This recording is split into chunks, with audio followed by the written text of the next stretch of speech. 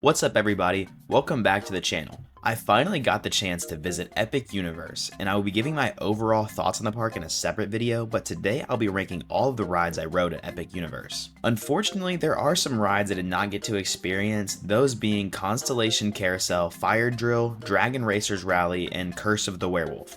Curse of the Werewolf was closed the entire time I was at Epic Universe, and the other rides we just simply ran out of time for, but I hope to be back soon to experience the rest of what Epic Universe has to offer. Kicking off our list, we have Yoshi's Adventure. Yoshi is my favorite Mario character, but I was a little disappointed with Yoshi's Adventure even though I already didn't expect too much. I knew the ride was going to be super slow, but it was also really short, and if it's hot out, you are absolutely baking in the sun. It's not all bad though, because the dark ride section is awesome, and I love all the animatronics and Mario references, as I'm a big fan of the Mario franchise. It also provides a nice view of Super Nintendo World, which despite upcoming rankings of the rides here, is one of the greatest theme park lands I've ever seen. It also adds kinetic energy, making the land feel alive, and I couldn't imagine Super Nintendo World without it. Even though I'm a big fan of Yoshi, I get that I'm not exactly the target audience of this thing, and it's definitely great for the younger crowd. If this is my last place ranking, even though it's not a bad ride, that just proves that Epic Universe is truly something special. Next up on our list, we have Donkey Kong Minecart Madness. This may be somewhat of a hot take, as once again I'm a big fan of Mario, but this ride did not do it for me, and I was once again disappointed with it. The ride system is very unique and provides a ride experience that you really can't find anywhere else. The track is positioned way below you, making gliding over water and hopping gaps possible, at least visually, and I can imagine that this alone will be enough for people to really enjoy this thing. While I definitely don't hate it, the ride is unusually rough, and that usually doesn't bother me, but the shakiness of Minecart Madness just makes it hard to overlook. I'm not sure what it is because like I said, I really don't have a problem with rough rides, but it just doesn't feel right. I like the scenery of course and the animatronics, but that's almost a given at this point for Universal.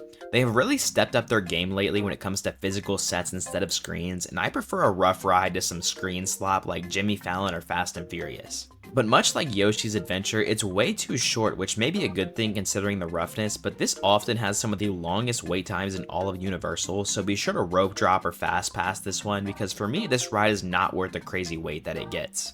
Donkey Kong Country itself is an awesome land, and I had no idea it was going to be that big.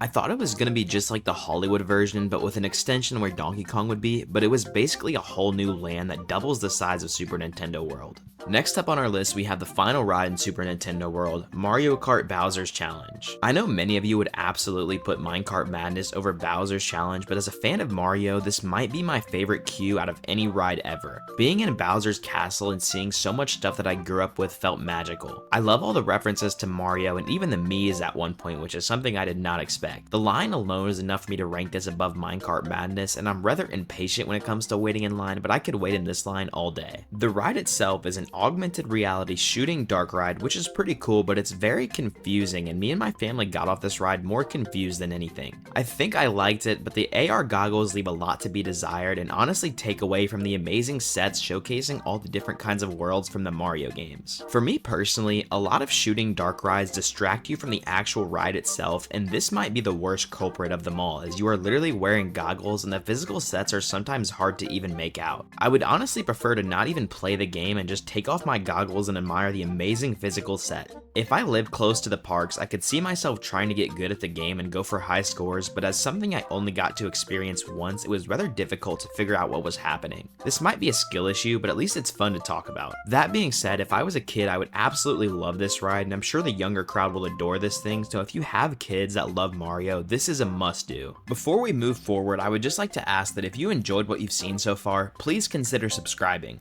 We just hit 2K subs, and I can't thank you guys enough for the support. Anyway, back to the video.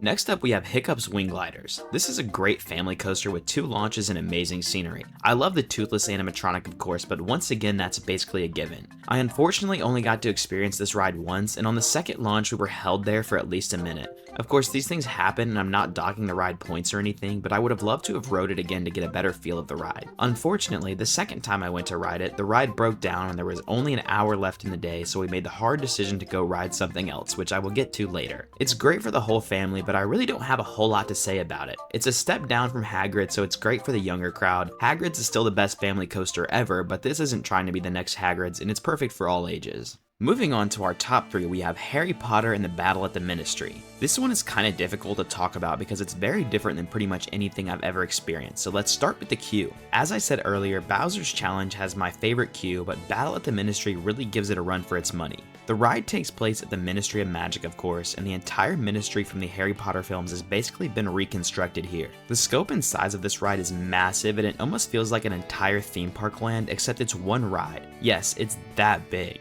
I wish I could just explore the whole line from top to bottom, as there's so many details I'm sure I've missed. The line just keeps going and going, which may sound like a negative, but that just means there's so much to see all before you even board the ride. Once you get to the station, the setup is so strange and I had no idea what to expect. The ride vehicle immediately reminded me of Tower of Terror, but also not at the same time because there's only 2 rows, and the front row is in sections of 2. It's really odd. Then you start to move, and the blend between physical sets and screens is a mixed bag, but when it works, it's almost hard to tell what's a screen and what isn't. The animatronic Death Eaters look incredible, but some of the animatronics with faces look odd, but it's kind of hard to notice. The actual movement of all the animatronics looks great, but the projection mapping I've never been a fan of. On the second time I rode this ride, it broke down and Umbridge's face just disappeared, so that was pretty creepy. Overall, I really do like this ride way more than I was expecting, and I'm glad I got to ride it twice. However, the setup of the attraction makes me really wish this had a drop sequence. Coming down to my second place pick, I have Monsters Unchained. As a fan of the horror genre, this was my most anticipated ride of the entire trip, and Forbidden Journey is my favorite Universal ride of all time, so add those two things together and the hype was real. Before even walking into the attraction, you'll see the castle, which looks incredible and straight out of a classic monster movie. The line in the castle is also really cool, but I wouldn't put it up there as one of my all-time favorites. At least not until the pre-show, which is downright spectacular. The pre-show features Igor explaining the experiment and showing you the ride vehicle, but trust me, he's doing a little too much here, so if this scares you, don't let it. The main pre-show features 2 animatronics which both look awesome. Victoria Frankenstein explains that she wants to take control of all the monsters, the main one being Dracula. Frankenstein's monster then crashes out simply upon hearing Dracula's name. You then move forward and board your ride vehicle, and the ride genuinely feels like a haunted house. I love every second of this attraction and all the references to classic monster movies. Dracula of course breaks free because what's a ride without conflict, and you are helping Igor and Victoria Frankenstein contain him. Dracula unleashes, or should I say unchains, all of the monsters which begin attacking you. My favorite is the Wolfman. That jump scare of him swiping down at you is insane. There's seriously so much to look at with an incredible blend between sets and screens, but this is absolutely not a screen-based attraction, unlike Forbidden Journey. The screens are done very tastefully and really only bridge the main sets instead of the sets bridging the screens like on Forbidden Journey. The ride is constantly moving too, so you never stop to look at a screen. If Forbidden Journey made you sick, this ride most likely will not. Anyway, Frankenstein's monster uses sunlight to take control of Dracula, Igor then dies or something, and then the ride ends. For me, my favorite rides at Universal are Monsters Unchained, Velocicoaster, Forbidden Journey, and the #1 spot on this list, and that could go in almost any order. However, the reason I'm demoting Monsters Unchained to #2 on this list is the fact that many animatronics on the ride experienced tons of downtime, and all 7 or 8 times I rode Monsters Unchained, there wasn't a single time where everything worked. It seemed like the more I rode it, the more stuff was down. The Phantom of the Opera was down the entire time I was there, as well as the first Dracula animatronic. Later during the day, the final Dracula animatronic where he's beamed with sunlight didn't lunge out at you, but his movement still worked, which is strange because I feel like it should be the other way around. But oh well. Other than that, Universal absolutely cooked with this one. Before we get to our #1 spot, I would like to throw out an honorable mention to the Untrainable Dragon show in the Isle of Berk.